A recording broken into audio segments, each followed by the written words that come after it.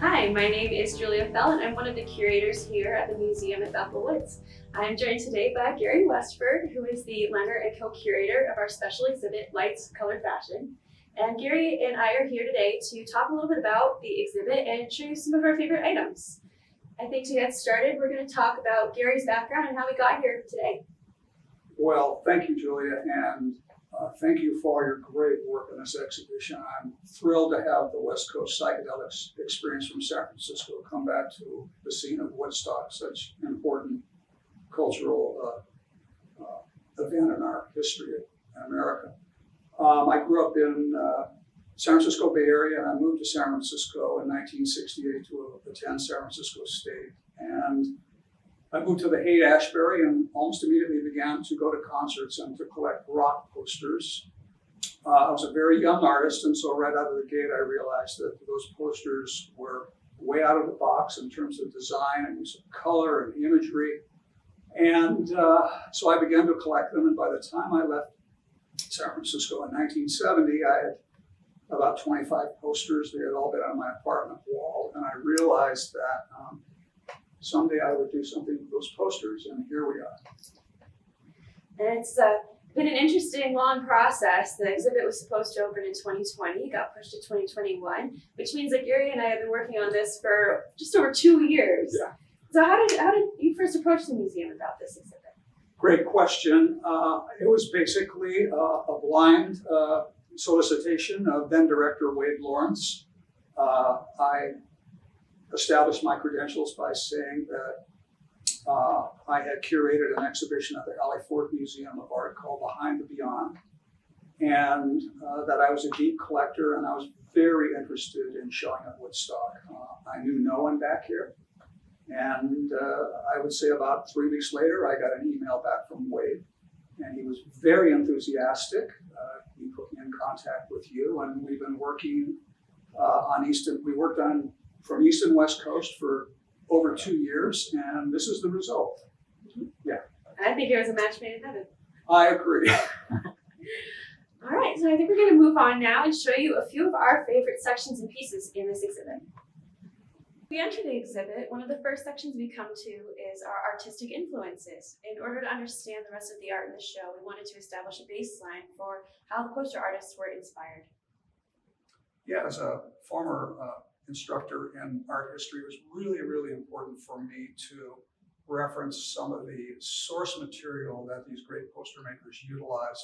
Of course, during the 1960s, pop art and op art were both hugely important and influential movements in American art.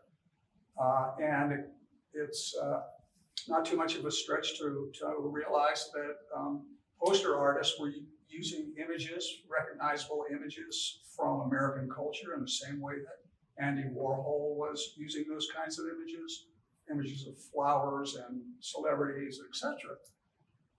And so also artists were using op art ideas who came from great artists like Bridget Riley, and so Victor Moscoso, who had been trained under Joseph Albers, was using some ideas that came from op art in addition to color theory. And then really importantly, psychedelic poster artists were looking back to earlier styles, especially Art Nouveau, both in lettering from Alfred Roller and also great poster artists like Alphonse Mucha, as you see here. And I love the juxtaposition between this original print by Alphonse Mucha and this print by an artist who did this poster based on the original for Big Brother and the Holding Company at the Arc in 1967. One of the important elements of this exhibit, Lights, Color, Fashion, is of course the fashion. It's part of what makes this show so special, that the fashion really complements the rock posters that are also on display. And in this particular section, I'm so happy to be able to juxtapose the fashion items with the artistic influence posters that we just looked at. First, I want to point out this really wonderful paper dress, which has the flower design. It's almost identical to the Warhol print we saw just a moment ago. We also have several items here which reflect the op art style. This coat dress by Lily Ann, and on the end, a really wonderful sweater dress by Betsy Johnson. I was really fortunate In 1969, I went to work as a salesperson for one of the hippest young women's boutiques in San Francisco, a place called Valley Low. Actually, there's a poster for Valley Low elsewhere in the exhibition. I've always been interested in fashion, and for both men and women, and this was during a period of time where there was an international explosion of fashion with centers in London, of course, in New York and in San Francisco. All bets were off with fashion during this period of time. It was a period of great experimentation. And so it became clear to me as I was collecting about 15 years ago that fashion represented an art form, obviously on its own, but also that as a three-dimensional wearable art form, it would really integrate well with all the great two-dimensional work that you see on these posters. And so I'm really, really excited to be able to include some of the pieces that Julia just referenced. One of my goals was to present fashion in this exhibition that stands the test of time, so that in the case of perhaps a young woman, that she would look at some of these pieces and say, I would wear that tonight. This is a really important wall. These are all posters produced by Bill Graham, and they really represent a lot of diversity of style, beginning with, on the far left, Wes Wilson's really early posters using balloon lettering and the introduction of images, so that you see there, for instance, the sound. That's a reference to the San Francisco sound with the young nude women there, and the quintessential use of psychedelic, in quotes, lettering. Next to that, we move into a section where a number of Black musicians are featured, and it's one of the hallmarks of Bill Graham's importance is that he integrated Black and white musicians together on the same stage. So you can see Big Mama Willie Mae Thornton there with Jefferson Airplane, and Otis Rush with the Grateful Dead, and of course many other performers. There's Martha and the Vandellas up there, Sam and Dave, and as we sweep across and look at these other posters, you'll see that there's a development of style as other poster makers begin to make images. Something else about this section with Bill Graham and the Fillmore venues is he included diversity not only in the talent on stage, but in the poster artists themselves. We do see representation by some of the big five artists like Wes Wilson, but we also see a few female poster artists represented here, one of whom is Bonnie McLean, and the other is Mari Tepper. Now, Bonnie McLean's style is reminiscent of some of the other artists. Mari Tepper is very different. One of the hugely important posters from the era is Rick Griffith's Flying Eyeball BG 105, and you can see a copy of it here, along with 4 of the original tickets. As you move toward the right, one of the posters I really like to include is Buck Owens and his Buckaroos, just to say that there was a huge diversity of musicians who played on the stage. There's the band there, Creedence Clearwater, we have Led Zeppelin, and in posters to the far right here, we have the Grateful Dead playing with Miles Davis, and of course the great Aretha Franklin.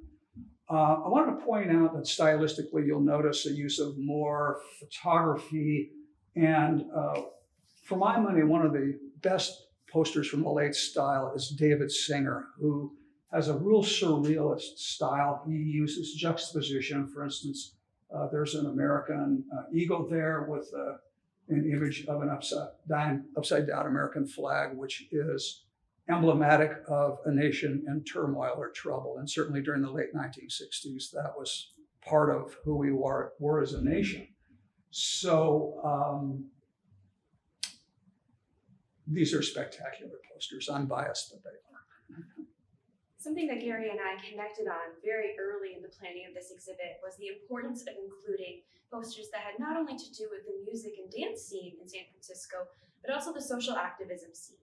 It's something that is still very important today, and the activist roots of now take their roots from the activism in the 1960s. We have a really wonderful collection of posters that exemplify some of those early root movements, and Gary's going to talk about a few of them. Absolutely. As important as all these posters are to me, I think perhaps this is my favorite wall for all the reasons that Julia just enumerated. I came of age during a very socially conscious and radical era, of course, the 1960s, and I've carried that with me, as so many of us have across time. These posters for me are a reflection of all the issues, or many of the issues that we were confronted with at the time. Concerns about ongoing war. You see Lorraine Schneider's great poster, "War is not healthy for children and other living things." Quintessentially important poster. That's by the way, a very rare original copy. Next to that, a Resist the Draft poster. And then the poster next to that, a week or two after the tragic assassination of Dr. Martin Luther King, psychedelic poster artists and musicians got together to do a benefit for his widow.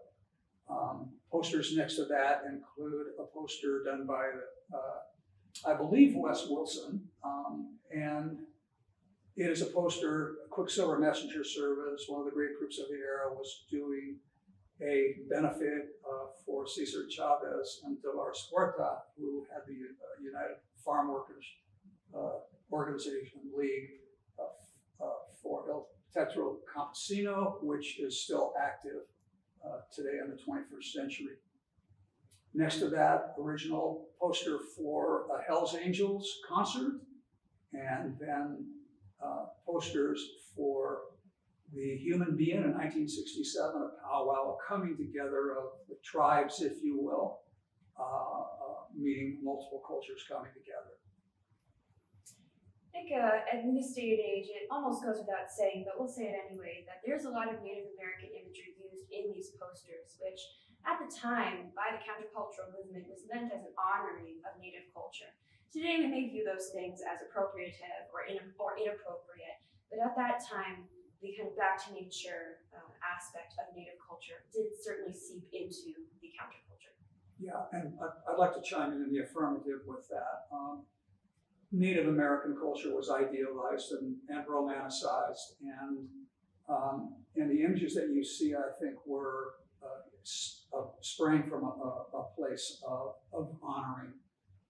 At the same time that I think, speaking for myself early on as a young man, I was not aware of the atrocities that were committed upon Native American tribes as Manifest Destiny rolled across the United States. So it's an issue we struggle with today, and just as many other issues we still struggle with today. Yeah, absolutely. Finally, on the far end of this wall here, you see an original poster by Bob Schneff for The Summer of Love, summer of 1967, with a poem by St. Francis. And then next to that, a very rare large format copy of the original Monterey Pop poster. And as we know, the Monterey Pop Festival happened before Woodstock and was one of the major inspirations to the organizers of the Woodstock Festival as they planned the greatest festival of all time here in Bethel, New York. All right, welcome to our Blacklight room, one of the most exciting parts of this exhibit just because of its immersive quality. One of my favorite pieces in the show is actually a blacklight dress, one of our pieces of fashion that also has the blacklight reactive pigment in the textile. I can just personally picture somebody wearing this even today in a nightclub. I think it is so cool. Now, some of the posters in this room are not just for fun. We also have some blacklight posters that are about social issues, racial issues, drug or anti-drug culture, which you'll see here on this wall. This is a really important wall. And let me say that these posters, these are headshot posters, and in the 1960s, many of these were hand printed or hand silk screened, so many of them are very rare, and they really are also, as Julia pointed out, emblematic of the time and the consciousness raising that had to do with referencing great Native American culture and African American culture. And in this case here, we have Pancho Villa, Viva la Raza. So they are spectacular, quick commentaries on who we were in terms of diversity. One of the really neat things about the Blacklight room is that in contrast to the other posters in this exhibition, they're not so much meant as advertisements, Most of the other posters in the show are rock posters or posters for other events that were meant to draw people in, that were posted in public places such as on street corners or in the lobbies of venues. Places where it was pretty unlikely there would be a blacklight source. When it gets to the blacklight posters, these were more meant to be hung in somebody's own house for a decorative element. One of my favorite posters among many in this particular blacklight section is this great poster by Nancy Parker. I've done research, and it's very hard to find out too much information about her, but she is a quintessential ability to use pop art imagery and these abstract geometric patterns, which are exceedingly complex and very rare and very beautiful. So hats off to Nancy Parker, great, great artist from the era. And as we move around the room, it goes without saying, what could be more important than love and peace? This was a poster that was hung on many, many walls, apartments all over America. Next to that, a kaleidoscope poster from 1967 of the Beatles, and where would we be without the Beatles? Another piece that I really enjoy in this show is the Cyclops poster by Roy Olson. This is one of the ones that's hard for me to look at without feeling a little bit trippy. And again, we have that op art element to it with the alternating colored lines that is meant to trick your eye, meant to kind of freak out your brain, and it certainly accomplishes that. Absolutely. That's a spectacular poster and very rare. Next to that, there are two posters that deal with nature and with ecology, and it goes without saying that the Earth movement was born in 1970, and so you can see on the right there and a very complex image referencing nature itself with animals and foliage all coalescing in that diamond-shaped pattern. To the left of it is an ecology flag, and you'll notice that within the flag, which is based on the American flag, you can see a question mark with an ecology symbol. And when you think about this poster coming from 1970, and we fast forward to 2021 with profoundly serious issues about climate change, which are real and which will not go away unless we address climate change, that poster is a bedrock foundation symbol for the Earth movement.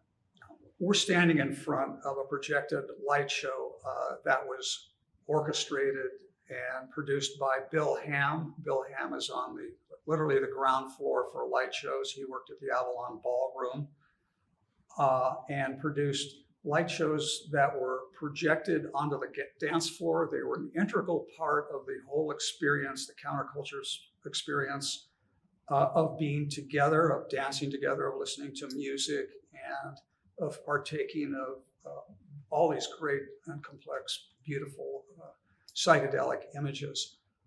Bill Hamm is and was very much interested in abstract expressionism, the art movement abstract expressionism, and he looks at and considers his work to be literally liquid abstract expressionism. His work, most recently, he did a major installation at the Young Museum in San Francisco for their 2017 Summer of Love exhibition. One of the things that stands out most to me about Bill Hamm's work, and this is a phrase that he himself told me, is it is kinetic painting. Literally, it's painting in motion. Yeah, great. I want to thank everyone so much for joining us today as we looked at some of our favorite elements from our show, Lights, Color, Fashion. We hope you'll come visit in person and see everything with your own eyes. It certainly is a different experience. The show will be open through the end of 2021. We hope to see you here. Thank you.